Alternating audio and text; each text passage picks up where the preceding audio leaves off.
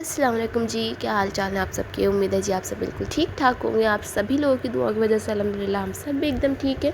तो जी मुहर्रम के ख़त्म होने में सिर्फ 2 दिन बचे हैं और ये 2 दिन पहले का व्लॉग है जो कि मैंने शूट किया है और डायरेक्ट अपनी बेटी से शूट किया है। तो आप लोग बताएं, आप लोग कैसे हैं, आप लोग की तबीयत कैसी है और ज़िंदगी में क्या चल रहा है क्या नहीं चल रहा है। वैसे तो मेरी ज़िंदगी में सिर्फ मेरी तबीयत ही ख़राब होती चली आ रही है, पता नहीं मुझे क्या हो गया है। मतलब इतना नज़ला हो रहा है, एक बार जाता है फिर दोबारा आ जाता है, पता नहीं रीज़न क्या है मुझे नहीं पता। और ये मुझे जो है 1 मंथ में कम से कम मुझे 3-4 बार तो नज़ला ही हो जाता है, पता नहीं क्यों है ऐसा। खैर अब मुझे अपनी केयर करनी पड़ेगी अच्छी तरीके से।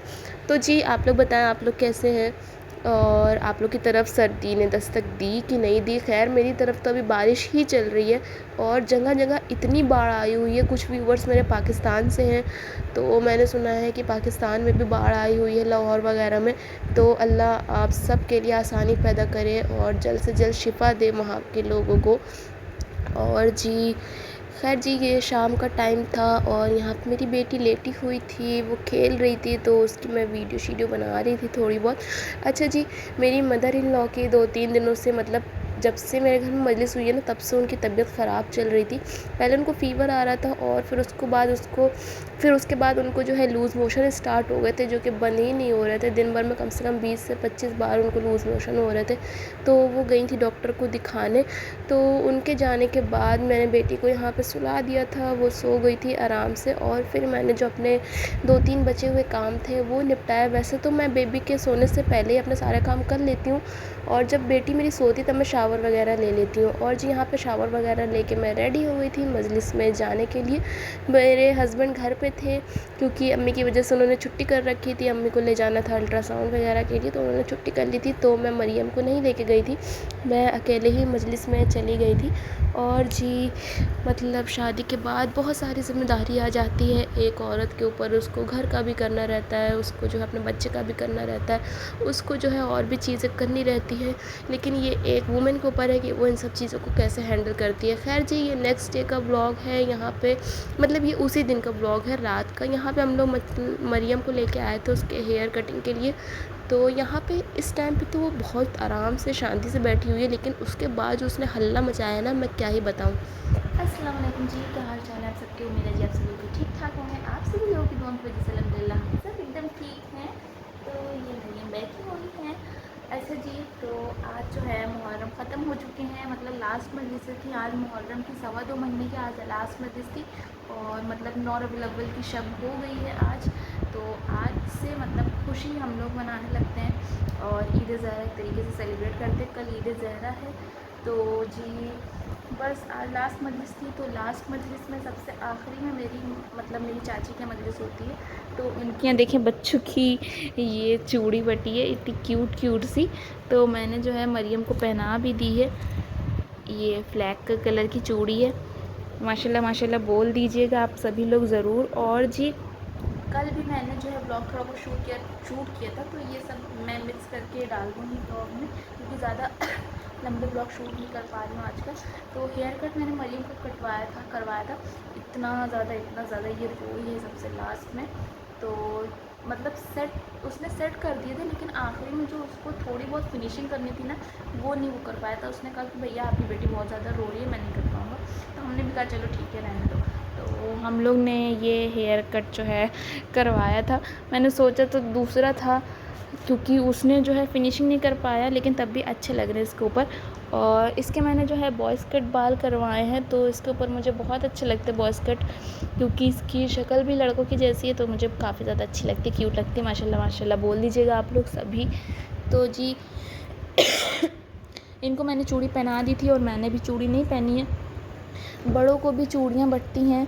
तो अब देखें ये टिक नहीं रही है, ये मुझे कोई भी काम नहीं करने देती लड़की, बस चाहती है मैं इसको गोदी में ले के बैठी रहूँ। तो ये मुझे चूड़ी मिली है और मेरी मदर इन लॉ को भी मिली थी, वो उन्होंने पहन ली है। तो ये मुझे चूड़ी मिली है, लेकिन मैंने अभी नहीं पहनी और इसको अभी मैं पहनूँगी। फ़िलहाल अभी मैं रख देती हूँ। तो मुझसे ज़्यादा मेरी बेटी को शौक़ है चूड़ी देखने का और जी ये सूट आप लोग देख रहे हैं, ये मरियम के नाना नानी ने मरियम को नबी पे दिया है, मतलब ईद ज़हरा को हम लोग नबी भी कहते हैं। तो ये दिया है आज से एक तरीके से आज जो है 8 रबीउल अव्वल को जो है 11वें इमाम की शहादत हुई थी, और 9 रबीउल अव्वल को 12वें इमाम को मतलब ताजपोशी की थी, ताजपोशी इमाम ज़माना अलैहिस्सलाम हुई थी। तो ये भी एक तरीके से खुशी हम लोग सेलिब्रेट करते हैं और मुहर्रम का शौक़ बढ़ाते हैं। तो ये जो है सूट मरियम के नाना नानी ने मरियम को दिया है, बहुत प्यारा सा है, फुल स्लीव्स का है, क्योंकि अब तो सर्दियाँ भी आ रही हैं हल्की हल्की, तो जो है काफ़ी ज़्यादा अच्छा है। और ये इसका पैजामा है। और जी हाँ, ये एक चीज़ नज़र वाला जो होता है, ये मैंने जो है मैं बहुत दिन से सोच रही थी लेने को, बट मार्केट में ना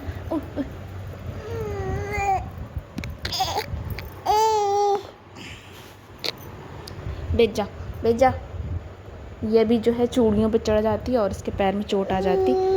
तो मैं ये कह रही थी कि ये नज़र बट्टू मैंने मंगवाया है अपने अब्बा से, क्योंकि मुझे कहीं मिलता ही नहीं है मार्केट में, जहाँ पे भी जाओ वहाँ मुझे चूड़ी मिलती है।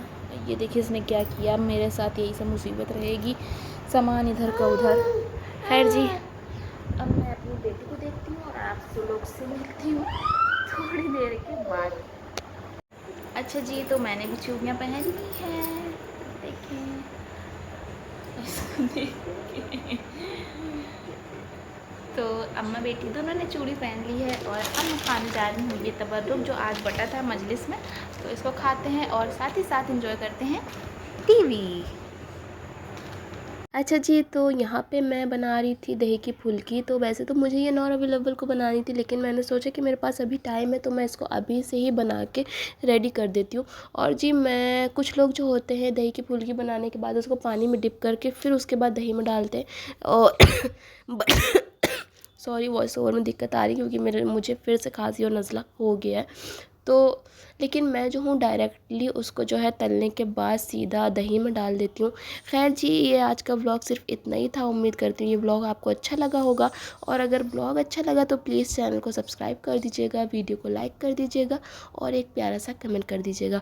मिलते हैं आपसे नेक्स्ट वीडियो में, तब तक के लिए अपना ढेर सारा ख्याल रखिएगा। Take care, good bye, thank you so much for watching my vlogs.